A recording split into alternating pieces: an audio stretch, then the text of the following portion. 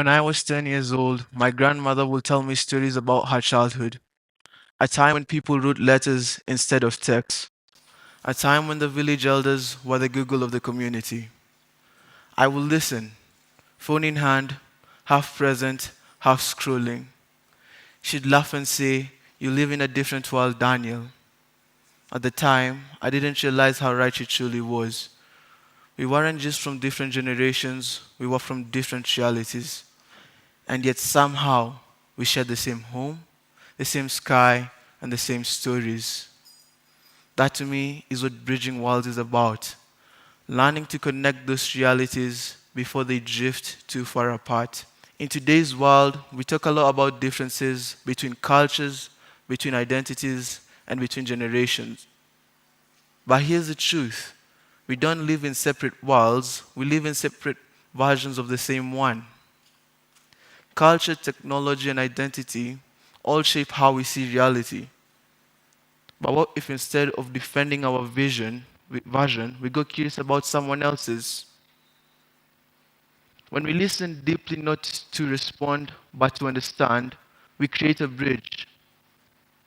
As Stephen R. Conley said in his book, The 7 Habits of Highly Effective People, seek first to understand, then to be understood. When we apply that, we stop waiting for our turn to speak and instead try to feel the other person's world. Let me give you an example. A few months ago, I joined a service project that paired high school students with children from the nearby region called Oletepesi. Where the sun feels close, the air is dry, and the people depend deeply on the environment. We had gone there to help rebuild the learning environment, the classrooms, and to plant trees for shade. In the process, we also listened to their stories. They told us the long distances they cover in the morning cold and in the heat. In the end, I realized I wasn't just speaking to another child, I was speaking to another version of myself. That's the power of curiosity. It transforms strangers into mirrors.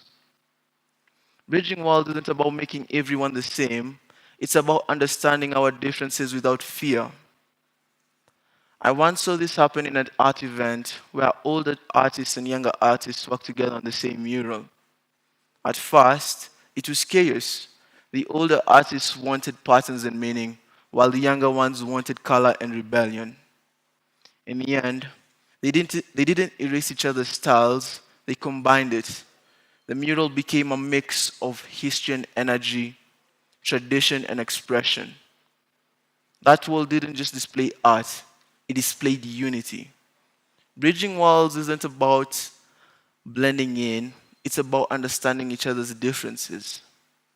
In today's world, when social media already shows us what we already agree with, bridging walls is harder than ever, but also more important. Real learning doesn't happen when we talk to those who think like us. It happens when we talk to those who don't. Bridging walls is about understanding someone, walking with them, according to me. It's not about who's right or who's wrong. It's about understanding each other. So I want to leave you with this question. Whose world are you standing in, and who's waiting for you on the other side of your bridge? Because the future doesn't belong to one generation or culture. It belongs to those who dare bridge between them. Thank you.